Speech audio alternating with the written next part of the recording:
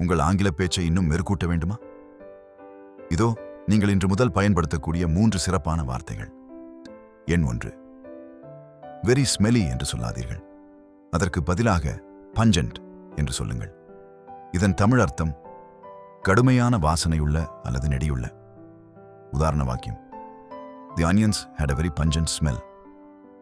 வெங்காயம் மிகவும் கடுமையான நெடியை கொண்டிருந்தது. எண் 2. வெரி சிம்பிள் என்று சொல்வதை நிறுத்துங்கள். இன்னும் தெளிவாக சொல்ல பேசிக் அல்லது ஸ்ட்ரெயிட் ஃபார்வர்ட் என்று பயன்படுத்துங்கள். இதன் தமிழ் அர்த்தம் மிகவும் எளிமையான அல்லது நேரடியானது. உதாரண வாக்கியம்: தி இன்ஸ்ட்ரக்ஷன்ஸ் were very straightforward. அறிவுறுத்தல்கள் மிகவும் எளிமையாகவும் நேரடியாகவும் இருந்தன. எண் 3. ஐ எம் வெரி சர்ப்ரைஸ்ட் என்று சொல்வதற்கு பதிலாக ஐ எம் அஸ்டானிஷ்ட் என்று முயற்சி செய்யுங்கள். இதன் தமிழ் அர்த்தம் நான் மிகவும் வியப்படைகிறேன் அல்லது ஆச்சரியப்படுகிறேன். உதாரண வாக்கியம்: I was astonished by the beautiful scenery. அழகான இயற்கை காட்சியைக் கண்டு நான் வியப்படைந்தேன். சாதாரண ஆங்கிலத்தை தவிர்த்து இதுபோன்ற புதிய வார்த்தைகளை பயன்படுத்தி பேசுங்கள். மேலும் பல தகவல்களுக்கு எங்களை பின்தொடருங்கள்.